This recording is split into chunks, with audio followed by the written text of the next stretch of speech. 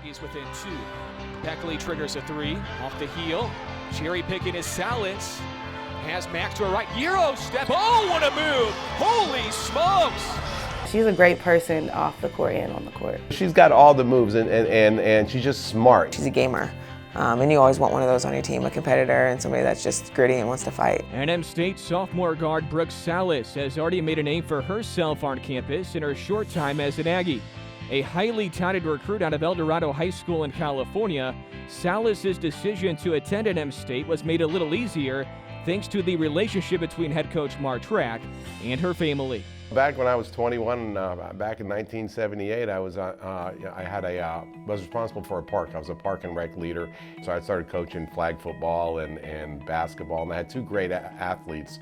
Her aunt, Jennifer Evans, who was a pretty good athlete, basketball player, football player, had a girls flag football team, and then her uncle Charlie Evans, who was just a great athlete in 6th grade, wound up being a great athlete at Western High School. They both asked me if I would watch their older sister Liz play in the game at Western High School. And it was the first girls basketball game I've ever seen. I went and it was Brooke's mom, and I thought she was really, really good. First basketball game I'd ever seen. And so, a couple of years later, I left the park, and years later, Brooke's aunt, Facebooked me and said, "Hey, look, kid, remember us?" She showed me a picture that we all took together, and she said that my niece is now a pretty good basketball player at El Dorado High School. She's a junior, and I got on top of it. Turned out she was a great player. Reconnected. Turned out my brother played JC with her father, Greg Salas, at Fulton Junior College. So there was a lot of connections there. So it's I kind of kid that I started recruiting her back in 1977, like 20 years before she was born. My Aunt Jenny messaging him on Facebook saying, "Hey, I have a niece and she plays basketball and I think you should come out and watch her." And eventually my dad had sent him a game tape of me from one of my high school games, and after he saw one game tape, he called me and offered me a scholarship to play here. My family had already known Coach Track, so I knew what I was getting into, and they had told me that he is a great person, he's a great coach, and I wanted to win in college, and I knew that's what he was going to do. Brooke was really highly recruited. She was a top mid-major kid, probably a lower third BCS kid. But yeah, we were very, very excited. She made a couple of visits and then made the call and committed to us, and it was a very exciting day for us when she committed. It's a big jump. I didn't think it was going to be this big of a jump. Everything is different. The physicality, the skill, the speed. It's such an adjustment. It was definitely hard. There were some struggles with confidence and belief in my ability, and the coaching staff and my teammates got me through it, and I just did what I had to do and what was expected of me. She handled it in the WAC tournament. As a freshman, she was all WAC. We needed a big game from her against UTRGV, and she responded for 20 points. I think she went 9 of 13 from the field. So she responded. She's got ice water in her veins. She's one that can handle. Some kids can't handle that, but she really, really can handle that pressure. So it's the total package. Salas averaged 9 points per game as a freshman last season and was named to the WAC All-Freshman team at season's end. She credits a lot of the success she had to the support she receives from her family, most notably her parents, Greg and Elizabeth. I have great support back home. There's so many people who tell me, like friends and family, like, "Oh, we watched you on TV, we saw you do this." And it's just awesome to know that they have my back. And I know my old teammates watch my games, and my parents, they try and come out to our games here in Las Cruces all the time. And I think I play better when they come to watch me, so like when I know I hear my mom on the sidelines, I don't know, it kind of makes me play a little bit harder.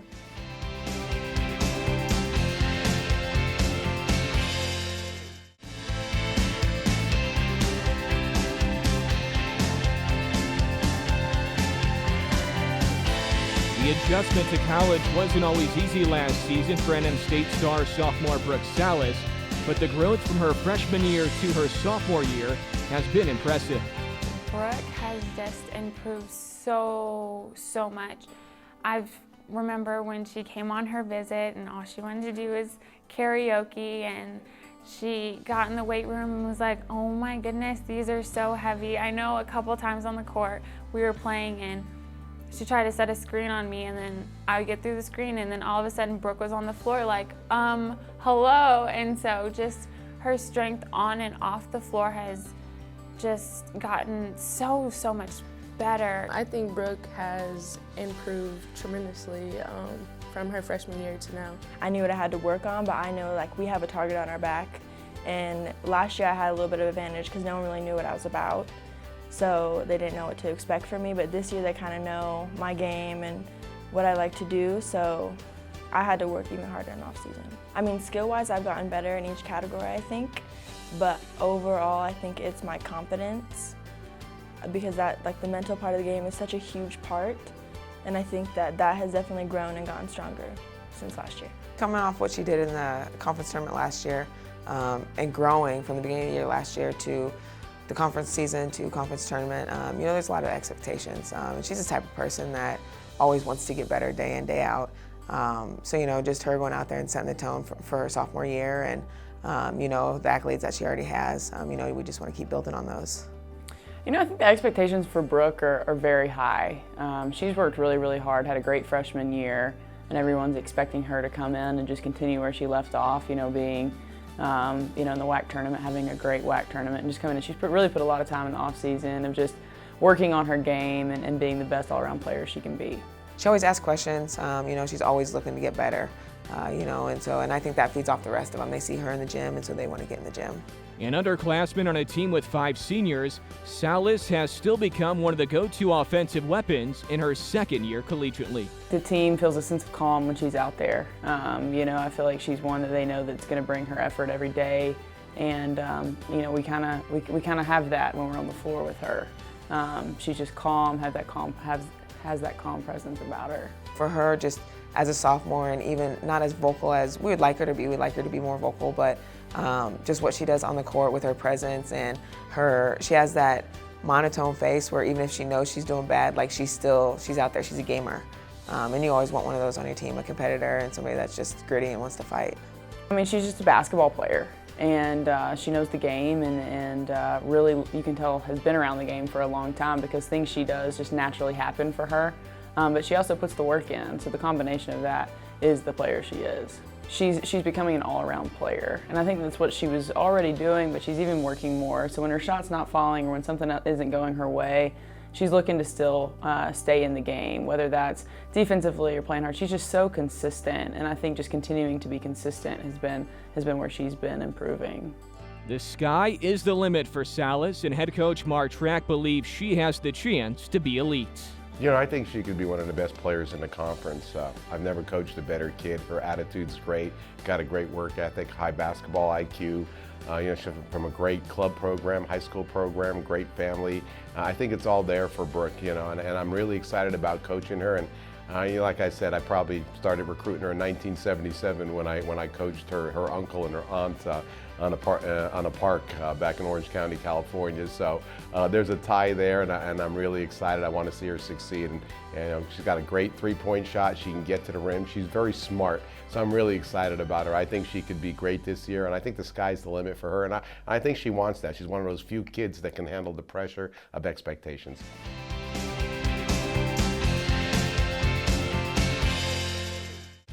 New Mexico State Aggie Profiles is brought to you by Pepsi, White Sands Federal Credit Union, Route 66, and by Wells Fargo. Wells Fargo and you, together we'll go far. Fresh off 48 combined wins in the previous 2 seasons, NM State women's basketball has a rigorous non-conference schedule this season, which is something head coach Mark Track hopes will help his team down the road. It's a very competitive schedule. It's very tough, and we scheduled those teams because we felt that we were going to be pretty good with 5 seniors. So now it's up to them. You know, we looked at this and do you want to play Oregon State? Do you want to have a chance to play Oklahoma State? We play Arizona at home. They all said yes. You know, we want that. Coach Track says this is the toughest schedule they've played since they've been here, and I can see that. You know, we're trying right now to continue to prepare them for our tough schedule non-conference, which is hopefully prepares us for the NCAA tournament down the road and going into conference play. Teams are always looking at you like, oh, you've won the conference last 2 years, you won this many games, you know, you almost went undefeated last year. So there is a target, but you know, teams, it's always a new season. You know, teams bring in new players around the conferences. You know, so some players step up, some don't. So it just, you build on it. The recent success has jolted the Aggies on the recruiting trail, helping them land the Arizona Gatorade Player of the Year, Gia Pack. Freshman Gia Pack. Gia Pack could be the best freshman in the conference. Gia's awesome, just on and off the court. And that's what you look for when you recruit, is how kids are off the court, how they represent your team out in the public, out in the community, but also, her in the classroom. She's getting her work done. She's always up studying, has great grades right now. But on the court, she's a phenomenal athlete. She is just a basketball player, has that natural sense, just loves the game, and makes some pretty incredible plays in practice. We're excited to see what she's going to do this year. She was the Gatorade Arizona State Player of the Year, the McDonald All-American nominee. She can shoot, she can handle the ball, she's a 6-foot guard. But I think this kid has a great future here. Could be one of the best players that's ever played here at New Mexico State University. We're really excited about her. And Geneva Toitola is back from a knee injury. She's looking good in practice, about 6'1", 6'2". And Taisha Taylor, a 6'4" kid that's really looking good and might see more playing time. So those were the kids that didn't play a lot last year or didn't play at all last year, and that we'd be looking forward to giving us some quality minutes this year.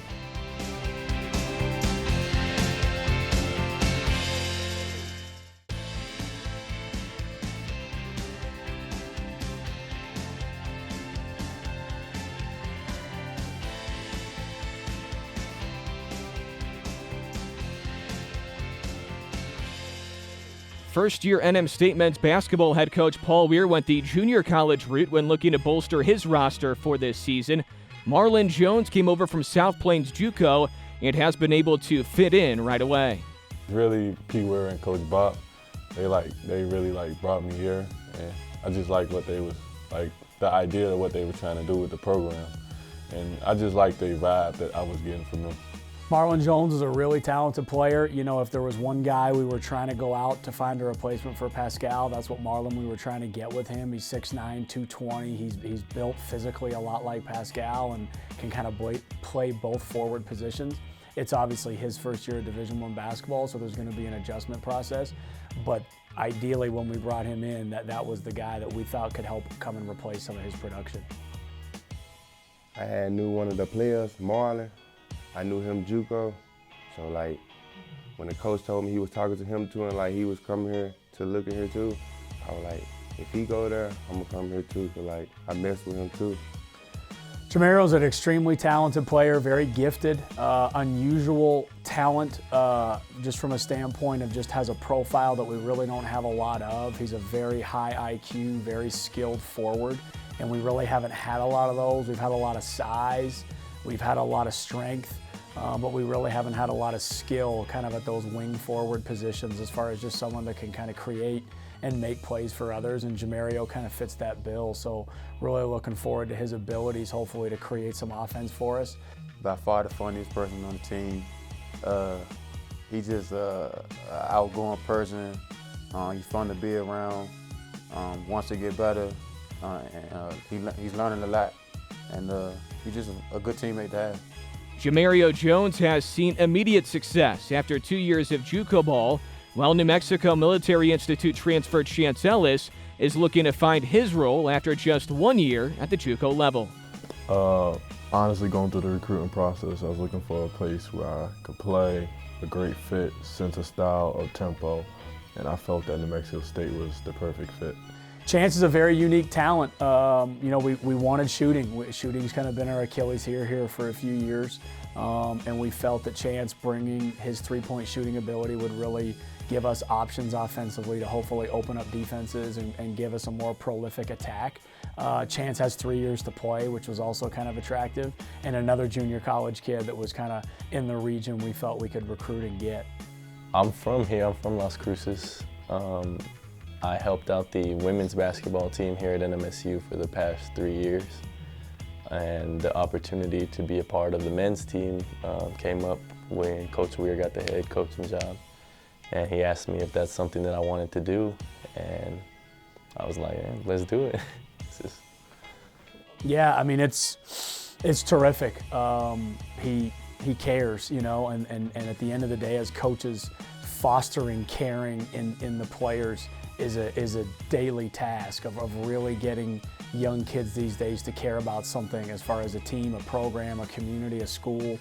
And Joe inherently already has a lot of those things, so he's been amazing for our culture. He's been amazing for the other guys to be around and see, and I'm really, really glad that we have him.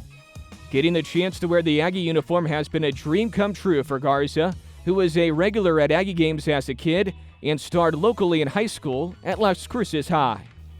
It's amazing. It's something that I didn't think was going to happen after a while, because I'm been out of high school for 4 years already. So to put it on, the first game that I put it on, it was special. It was definitely special.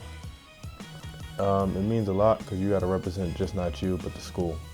You're a reflection of your coaching staff and also your school anytime you take the court. So you want to leave and give your best effort out there as you can. It's a great feeling to represent such an amazing program and just continue to it's just a feeling. It's indescribable just to play for a program like this.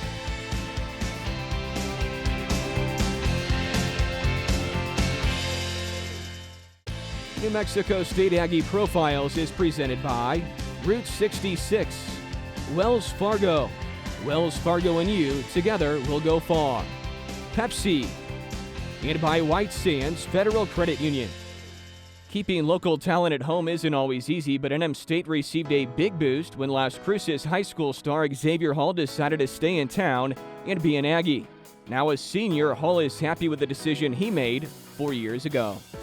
I didn't make my decision of where I wanted to play until I graduated from high school. I was, for a little bit, kind of just stagnant on where I wanted to go and what I wanted to do, and I finally signed here. And once I did that, I knew that was the right choice for me to come here and be at home. His passion for the school, the university, the football program has been huge for us, and keeping a talent like him and as productive as he has been in college at our university instead of going up north or any other school was huge for us.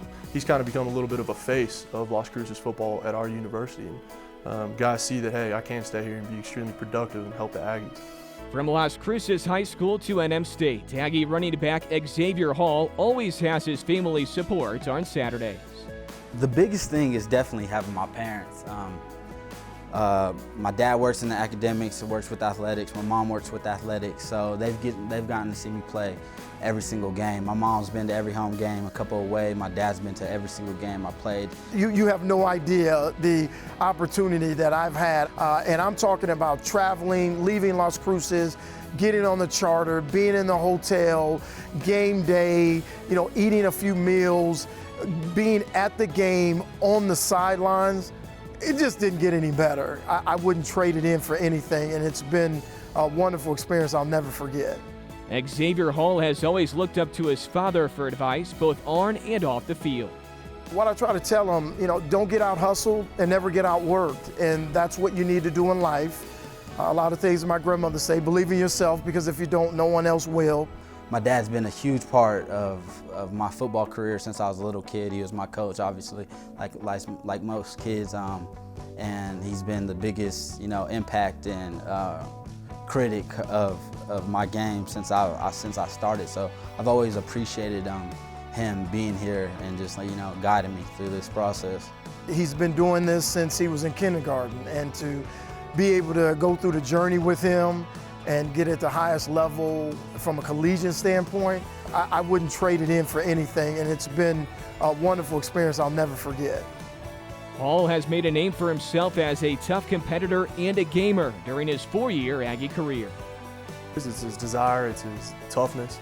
He has a very competitive nature about him. He thrives in big moments. He's great on third down, fourth quarter player.